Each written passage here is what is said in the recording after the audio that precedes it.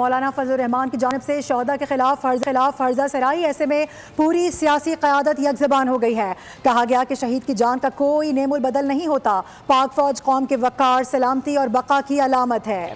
انہوں نے یہ بھی کہا کہ پاکستان کا پرچم ہمیشہ سربلند رہے گا۔ مولانا کے تنازع بیان کی شدید انہوں نے مذمت بھی کی۔ ہمارے شہداء ہمارا فخر، ہمارے ماتھے کا جھومر ہیں۔ سیاسی رہنماؤں نے دو ٹوک بتا دیا۔ مولانا کا شہداء سے متعلق غیر ذمہ دارانہ بیان سیاسی قیادت کو تڑپا گیا۔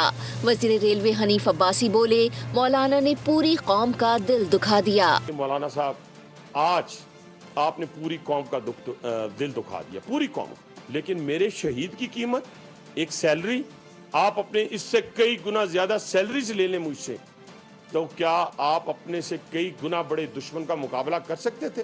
وزیر مملکت برائے سمندر پار پاکستانی اون چودھری نے فضل الرحمان سے شہداء کے لواحقین اور پوری قوم سے معافی مانگنے کا مطالبہ کیا۔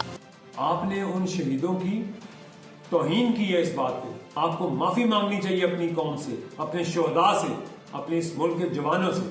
مولانا فضل الرحمان کے بیان کے خلاف پنجاب اسمبلی میں مذمتی قرارداد جمع۔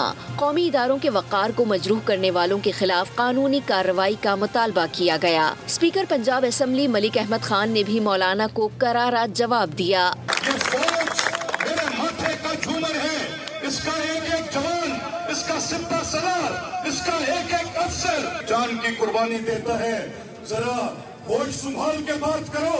ترجمان آئی پی پی فیاض الحسن چوہان نے سربراہ جے یو آئی کے بیان کو شرمناک قرار دیا۔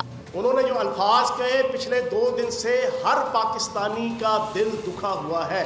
ہر شہید کا گھر، ہر شہید کی بہن، ہر شہید کا بھائی، ان کے دل دکھے۔ وفاقی وزیر طارق فضل چودھری نے کہا، شہداء کے لہو سے لکھی تاریخ کسی بیان، طنز یا تمسخر سے مٹائی نہیں جا سکتی۔